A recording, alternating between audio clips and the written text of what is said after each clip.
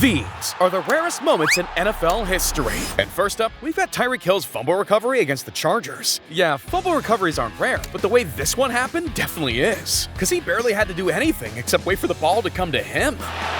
Gilman kicked it out, it's still free. Tyreek's got to look out. Tyreek Hill might go. Tyreek Hill was right on the spot, and he's gone for a touchdown. Unbelievable. Seeing a fumble that bad outside of high school football is unbelievably rare. But so is seeing players get stuck together. In 2023, one of the rarest wardrobe malfunctions ever happened in the middle of a game. I mean, how often do you see a helmet get stuck inside a helmet? Oh, their helmets got caught. Look at that. Damn, if anyone made a prop bet on that, I might be a billionaire now. But not all rare moments are as weird as that. Some are actually so bad that they gotta stay rare. Like in 2014 when James Jones did something so embarrassing, you almost felt bad for him. Jones along the sideline, comes back to make the catch. Ball comes out. Jones picks it up. At the 20, he loses it again. Ball is loose. And the Texans fall on it for a touchback. Dude, how does that even happen? You can't even call that butterfingers. Bro basically took a bath in In-N-Out grease. But if that was bad luck, there's been some pure dumb luck happening this year. Because 2025 truly is one of the most surreal NFL seasons of all time. Every good team is bad, every bad team is good. The Jets still suck, Daniel Jones is raw, and Trevor Lawrence is a quarterback? Like, I genuinely can't tell if this dude is secretly great or actually just mid. And no place shows that confusion better than his unbelievably rare, failed successful touchdown in Week 5. Now Lawrence goes down, has to get up, breaks a tackle, touchdown Jacksonville. The center, I think, steps on his foot, or the guard. Yeah, just how they drew it up. But hey, any touchdown is a good touchdown, just like how any interception is a good interception. But you don't need interceptions to make an ass out of another team. The Atlanta Falcons did it all by themselves. Listen, the Falcons may have had the worst choke in Super Bowl history, but the Giants gave them a run for their money in just Week 7 of the 2025 season. And looking back, you can see almost every domino fall, because they should have been up by 14 by the middle of the second quarter, but... Extra point here is no good. While that warning sign went up early, things calmed down once they scored again. I mean, they held on to that 19-0 score for 75% of the game. And then, at the beginning of the fourth quarter, the Broncos made a catch that started it all. Dobbins a block to the end zone, deflected, and touchdown, Denver. That should have been impossible. At the very least, it should have been an interception. But what it was the beginning of the end for the Giants. They did manage to respond with their own impossible tip catch. And he'll cut a pass, caught on the ricochet. It's grabbed here by the galloping Johnson. He'll be chased to the play by Barron. Did he get in? Touchdown! But after that play, it just got brutal to watch. Fake handoff, here comes Nix in pursuit. Thibodeau getting a block. That is a touchdown. It's a 3rd and 5. They come up the middle, heavy pressure in the throw. Intercepted! It's picked off by Sternad. He breaks the tackle, breaks another. Oh, disaster! Harvey the back. Nix chased by Thibodeau, backpedaling, touchdown! In just 12 minutes, after picking daisies the whole game, the Broncos came back 23 points. Then over the next 3 minutes, Bo Nix, another touchdown? The Giants, still hanging on, responded with a touchdown. The extra point goes exactly how you'd expect by now. And no! The Giants officially were cooked, because with 33 seconds left and no timeouts, Bo Nix lit up the field. Nix. Long, down the middle, and caught! It's a 1st and 5. Nix, and caught by Sutton! 39-yard field goal for the win. He got it! Denver's won! Now that is how you kick a field goal, New York. And also how you win a game. 33 points is the most scored in NFL history, with a team going into the fourth quarter with 0 points. The Vikings may have the largest one, the Patriots may have the most disrespectful one, but the Broncos by far had the most shocking comeback ever. But the Lions, they pulled off one of the most shocking plays ever. See, back in 2014, the Packers forced a late-game safety against the Lions. And even though the Packers were up by 16, the Lions still wanted the ball. So they sent out the punter and tried for one of the rarest plays of all time, the onside punt. Here's like an onside punt. Ball was hit straight up into the air, and it turns into a rugby scrum. I can't believe that actually worked. It's actually so unfortunate that they were down by so much. Imagine making a comeback off of that play. And here, the only other person who might be able to do that is Randy Moss. Because one of Moss's most iconic moments came from showing up a whole franchise. See, Dallas passed on drafting Randy Moss in 1998, and Moss took that disrespect personally. So when it came time for the Vikings and Cowboys to face off on Thanksgiving, he decided to give them a taste of what they were missing out on. Cunningham back to throw it and going deep, and he's got Moss, and there's a flag on the play, and Moss has caught the pass and is in the end zone anyway. Back to Cunningham, the old flea picker, and open is Randy Moss, and in the end zone is a Minnesota touchdown. Showing Glibody into the end zone. Bro literally speed ran an NFL game, finishing with 3 catches, 3 touchdowns, and 163 yards. He basically gave a nationally broadcasted middle finger to the Cowboys. So he's lucky as hell there aren't any safeties like Troy Polamalu playing anymore. Because before Cam Chancellor was hurdling lines to block kicks, OGs remember Polamalu doing it earlier and better than Cam. This guy didn't just hurdle to stop kicks, he hurdled to stop full plays. Here's the sneak. Flacco, second chance. Joe Flacco goes right with him. There's no power behind this. Look at Polamalu over the top. Oh my gosh, he's got him. No surge. Such a big running back and a big offensive line. McClain has not had a carry. He's a huge target in that tight end. How about that? Oh my goodness. Why not? He's had that kind of a day. Wow. He makes that kind of an impression and impact on every game he plays. When was the last time you saw a safety swan dive over the line? Yeah, you don't. There's a reason guys like Polamalu are called generational talent. And he wasn't the only one built different back then, because everyone seems to forget about Jamal Charles. See, most running backs need like 20 touches to make history. Jamal Charles needed 8. Smith, dump off to Charles. Getting to the outside. Jamal Charles down the sideline. Nobody's going to catch him. Charles goes all the way. 3rd and 19. High throw. Snared by Charles. Charles after the catch. Jamal Charles is going to take it all the way. Touchdown, Kansas City. Trying to add to their lead. Give it off to Charles.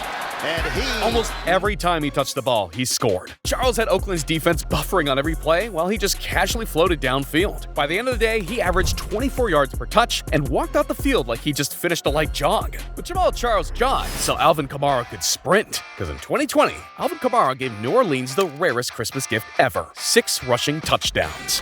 Kamara gets it and right up the gut. He is gone. Touchdown. Kamara, touchdown. Kamara looking for 5. He's got Kamara is a straight glitch, man. Half of those, he doesn't even look like he's trying. I mean, he probably could have gotten 7 if Sean Payton didn't decide to take the knee. But it's probably better that way. Kamara already gave New Orleans the best Christmas ever, ruined it for anyone in fantasy, and tied a record that hadn't been met in 91 years. But insane records are just one type of rare moment. Some are genuinely jaw-dropping in a good way, others in a bad way. But every once in a while, there's some where you kinda just can't help but laugh. Like in 2006, when David Garrard turned into Chris Kyle for one play. hit the umpire. Oh my Lord, he hit Garth DeFelice, the umpire, right in the side of the head. He's going to take this. He turns a little bit at the last minute, but it looks like it hits him right in the ear.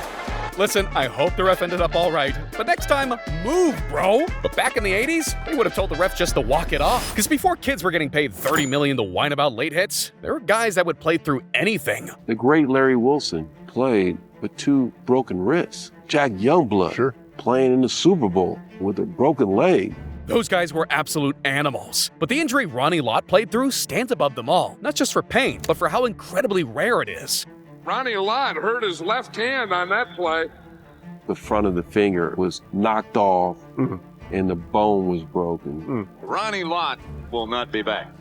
They walked me in the locker room and they said, "Hey, you can't play next week." I was like, I was like, what? Yeah, the idea of going out of the fight was insane to Ronnie. But his options were either find the finger, get surgery, and sit out for the rest of the season, or amputate the finger and tough it out through the playoffs. Take a wild guess on what he chose. What a f***ing beast! If guys like that played today, they'd be straight violating teams. Just like how the Patriots violated the Bills during the 2022 AFC wildcard playoff game. But it wasn't just happening on the scoreboard. A fan threw something right out on the field, too.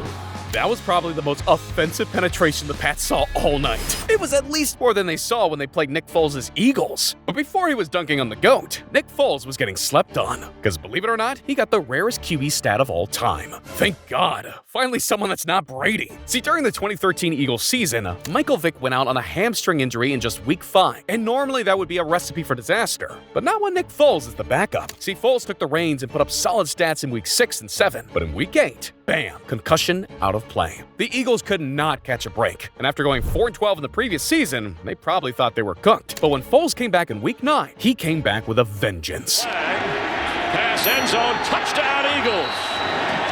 Foles for Riley Cooper. End zone, touchdown. 7. Foles is airing it out for Riley Cooper. He's got it. Throws end zone, touchdown Riley Cooper. That's 7 for Nick Foles. 7 touchdown passes today. Yeah, 7 touchdowns is insane, but he also threw 0 interceptions and got a perfect passer rating. Just a month earlier, this dude was a bench warmer. Then out of nowhere, he gave a statistically impossible performance. But 2013 wasn't the last time that happened. Just this 2025 season, we got 2 statistically impossible performances. Because watching a 40-year-old Joe Flacco play a 41-year-old Aaron Rodgers is definitely a once-per-century type moment. It's not like they just had some average game either. It may have started that way, but by the end, these two were making guys 10 years younger than them look washed. Traffic, throws, hold in for the touchdown. Flacco lost one. Chase makes this catch. Second and goal comes in a tight formation. Play fake, Rodgers throws, and that's holding. 4 touchdowns. Flacco hit 342 and 3 touchdowns. The fourth quarter had a 27-point shootout. Jamar Chase randomly set a franchise record with 16 receptions. But the moment everyone was on the edge of their seats for, could Aaron Rodgers at 40 years old still do the thing? Winding up. As far as he can throw it into the end zone, what's going to happen here? Knocked down. Shockingly, he could still do it, but the receivers couldn't, and the Steelers lost 33-31. And as sad as that was to watch for Steelers fans, it's nothing compared to what Bears fans went through after the double doink. And for anyone who's never heard of that, let me give some context. In 2018, Cody Parkey was the Bears kicker, and he was bad. Jets 20, and the kick. Look out, that is wide right. Really bad. 14-3. Oh no. So bad that when the Bears played the Lions, he missed so many kicks in such a specific way, it was almost impressive.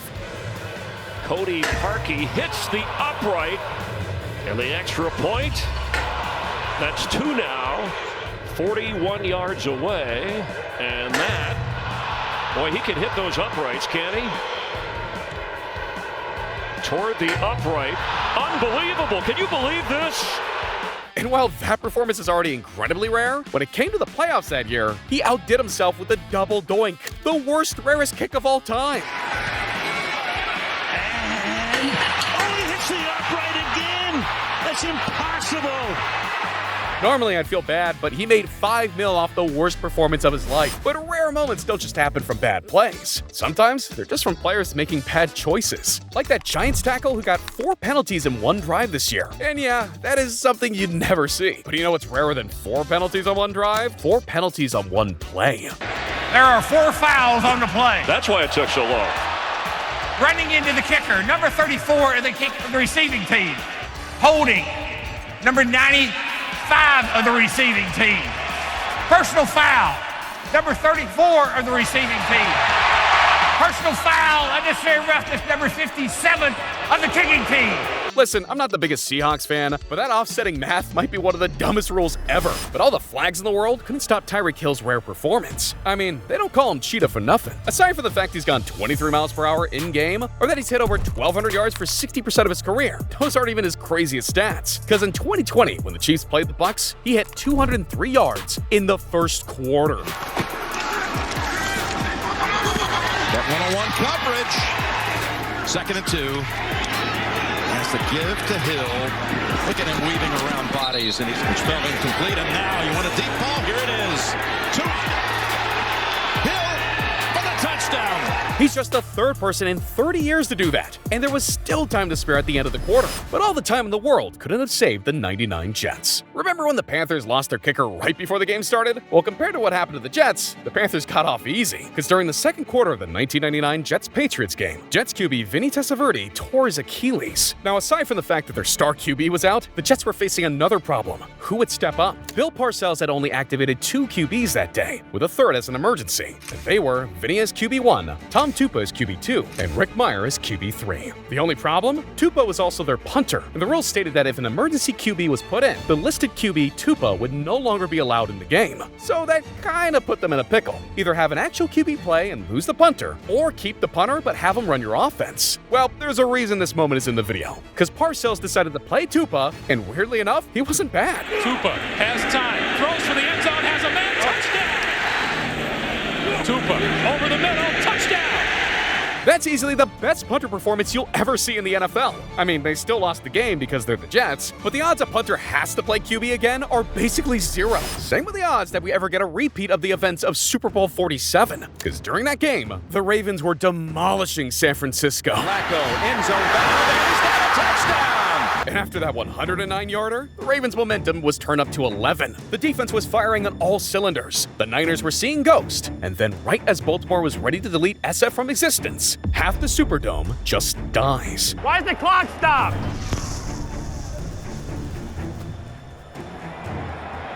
All of the lights on the 49ers side of the Superdome are out. You can only imagine the scramble officials are going through. And this has lapsed into the surreal. For 34 minutes, the biggest game on earth turned into a dark alleyway. The official story blamed the blackout on a faulty relay device. You know, the thing designed to prevent blackouts. And obviously people weren't buying that. Fans were saying the stadium was cursed, calling it a momentum sabotage. And even Ray Lewis called it sus. In $1 billion stadium, lights ain't going out, Peyton, unless something is at risk. So you're going conspiracy? I'm going conspiracy. I don't know what happened. $1 zillion company? Ain't no way. Come on, we're almost 3-4 touchdowns up.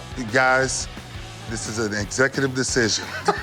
Hit the lights. It's like turn off the lights. I mean, Ray ain't wrong. When those lights came back on, so did the 49ers. And they almost had the comeback of the century. Thankfully, the Ravens shut them down and won. But that 34-minute stop will always be remembered as one of the most eerie, random, suspicious moments in NFL history. Whereas the coin toss moment from 1998 wasn't suspicious. It was straight up robbery. You'd think flipping a coin would be one of the things the refs can't screw up. But you'd be wrong, because on Thanksgiving Day 1998, Jerome Bettis and the Steelers got screwed unimaginably hard. Call? Yeah, the refs somehow heard heads from that. The Lions received and won the game in OT. No wonder they changed the coin toss after that. If that happened today, half of Pittsburgh would be on fire. But after this final moment, I'm shocked that half of Houston wasn't on fire. Because even though the Pats, Vikings, and now Broncos all have legendary comebacks, the greatest comeback of all time happened in the 1992 playoffs when the Houston Oilers played the Buffalo Bills in the AFC Wild Card. And there was some fire going into this game. Not only had the Bills lost their starting QB, Jim Kelly, to an injury in the last game of the season, but it was in a loss to the Oilers of all teams, so the Bills wanted revenge, even if they had to get at the hands of their no-name backup, Frank Reich. Meanwhile, the Oilers, they were just happy they had momentum, because they'd lost in the playoffs 5 years straight, so they just wanted a shot at legitimacy. And well, by the first half, it definitely looked like they had it. Warren Moon has thrown for 4 touchdowns in the first half. And as if 28-3 wasn't bad, at the start of the second half, Frank Reich sealed both his fate as a trash backup and the Bills' fate in the game. Reich goes far side. This is intercepted. And down the far sideline is Bubba McDowell. And he will score. 35-3 is a score that no one comes back from. At that point, there was no hope until an injured Jim Kelly went up to Reich and said, maybe lightning will strike twice. But that wasn't just some random motivation. It was based on history. And Reich to throw again off of play action. Throwing deep, and he's got a man out there, Hill! Greg Hill on the tip, and it's a touchdown! That first score was a breath of fresh air for the fans. And suddenly, there was a shift in the air. The game just gets more and more unbelievable as it moves on. Back the throw, he looks, he throws, touchdown! It was up 32 points! How? And the Buffalo Bills have engineered the greatest comeback in the history of the National Football League. It must have felt like witnessing a legitimate Bible-level miracle. This was a 32-point comeback that went to OT for the win, headed by the backup, who also did the exact same thing in college. It really sucks for Buffalo that they did all that just to lose in the Super Bowl, but for all I care, that game was their Super Bowl.